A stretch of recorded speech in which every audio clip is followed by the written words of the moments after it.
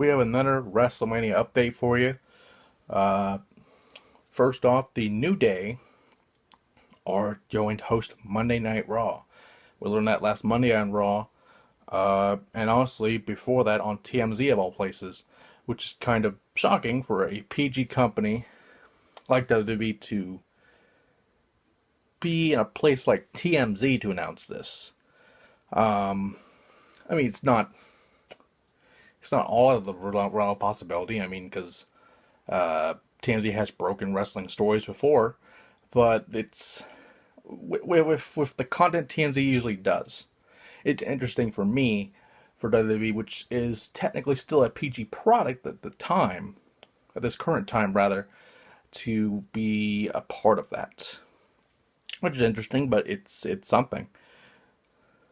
But with that said, it's interesting to me because that basically means they have nothing for New Day at this point. No tag title run, no tag title shot. Uh, Not a whole lot, really.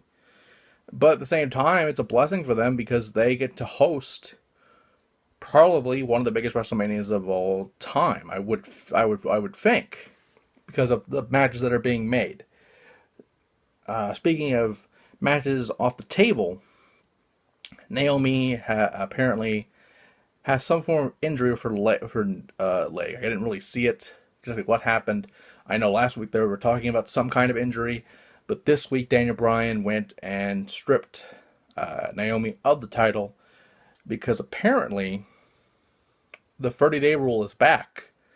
What I mean by that is when Brock Lesnar held the WWE World Heavyweight title at the time, before it just reverted back to the WWE Championship, due to his limited appearances, the title was not on Raw or SmackDown for the longest time. And that 30-day rule has always been there, but only used for convenience at this point. Case in point, Naomi's injury apparently, I don't know if it requires surgery or not. They haven't really told us a whole lot about said injury. But, it's enough to where she cannot defend at WrestleMania, where, she was forced to give up the title, which is unfortunate.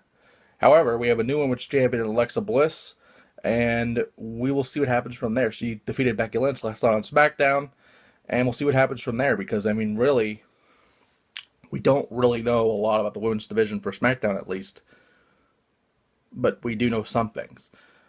Much like the Battle Royal last night. And it was a great Battle Royal. It was a 10-man over-the-top Battle Royal, but the decision is kind of confusing. I understand we have maybe 7 weeks to go before WrestleMania. I understand that. But at least from my view, I don't know if I'm the only one that saw this, but to me, AJ Styles' feet hit the ground first, before Luke Harper's did. Which would mean Luke Harper win the Battle Royal. I mean, from the only angle that they have given us of the Battle Royal, from the final two men, it looked like AJ's feet hit the ground first. And, of course, how you get eliminated, being tossed over the top rope, and both feet just hit the floor, obviously. But we have had another swerve in this, as a Battle Royal has been declared a draw. For the first time, I believe, in wrestling history. I don't remember a time where a Battle Royal, besides that, we'll have them compete later tonight or something to settle this matter. I have never seen a Battle Royal where it ended in a draw.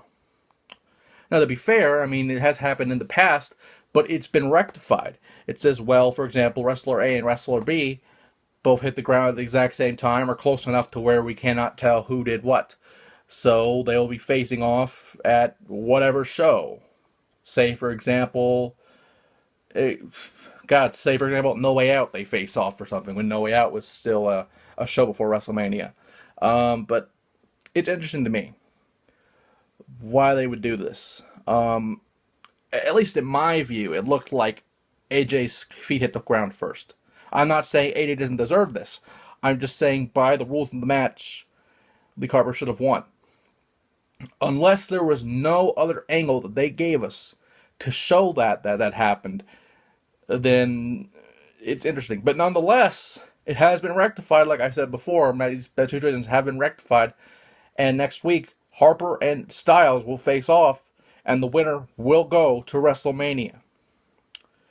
Now, who wins at this point, I don't even know. I would love to see a Harper Wyatt thing at Mania. I would love to see a Styles Wyatt thing at Mania. But with Randy Orton, Randy Wyatt, whatever you want to call him, declining his spot to face Wyatt for the championship, or even the Universal title for that matter, we still don't know if he's going to challenge for the Universal Championship. He has caused this mess. And this mess will hopefully be fixed next week. And, I mean, WrestleMania is, what, 7.5 weeks away now? So hopefully something will be rectified very soon, because it's very confusing and very weird, to say the least.